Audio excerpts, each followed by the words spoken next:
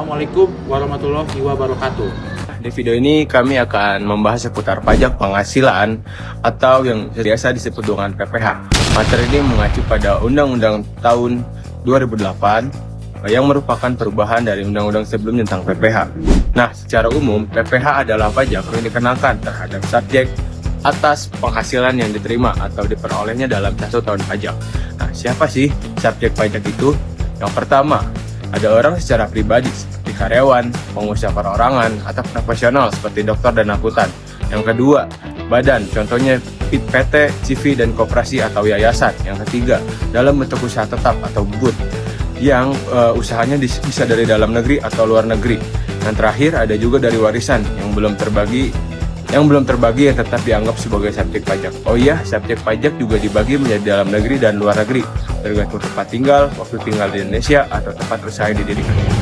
Oke, setelah tahu subjek pajak, sekarang kita bahas apa aja yang jadi objek pajak nih.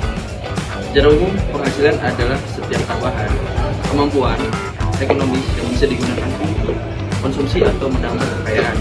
Contohnya banyak, mulai dari gaji, bonus, komisi, hadiah, hingga keuntungan dari penjualan harta. Tapi ada juga yang disebut PPh final, misalnya penghasilan dari sebuah bunga deposit, sewa tanah, dan hadiah undian dan jasa konstruksi. Ini dikarenakan tarif khusus dan enggak digabungkan dengan penghasilan lain.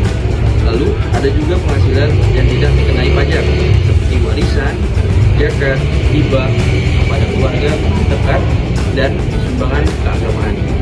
Nah, jadi nggak semua yang kita terima itu otomatis dikenai pajak ya, tergantung jenis dan sumbernya.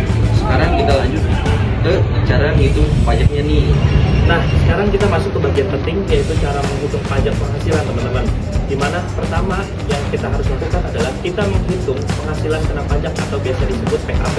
Rumusnya adalah penghasilan neto dikurangi dengan PTKP.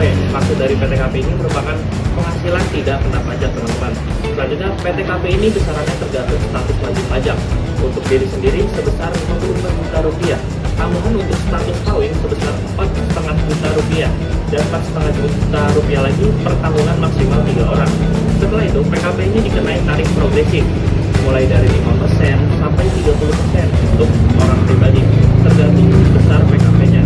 Contoh nih, kalau PKP kamu sebesar Rp90 juta, maka bagiannya yaitu 50 juta pertama kena 5%, sisanya 15%. Jadi makin besar penghasilan, makin besar kena pajaknya. Selanjutnya, selain itu untuk pelaku UMKM dengan omset tertentu, bisa pakai norma penghitungan penghasilan neto yang lebih sederhana. Mungkin penjelasan selanjutnya akan dilanjutkan oleh teman saya. Sekarang kita masuk ke bagian yang tidak kalah penting, yaitu koreksi fiskal dan biaya yang boleh atau tidak boleh dalam pengenaan pajak. Kadang, laporan laba rugi menurut akuntansi itu tidak sesuai dengan apa yang dipakai pajak. Maka dari itu, pentingnya rekonsiliasi fiskal supaya penekanan pajaknya lebih akurat. Nah, biaya yang bisa dikurangkan disebut deductible expense, gaji, bunga, sewa harian, dan biaya operasional lainnya.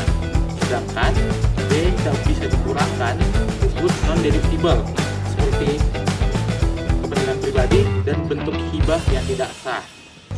Pengetahuan ini penting banget buat akuntan, dan pelaku usaha, biar nggak salah dalam pembayaran pajak dan penghitungan pajaknya. Sekian video dari kelompok kami, kurang lebihnya mohon dimaafkan. Assalamualaikum warahmatullahi wabarakatuh.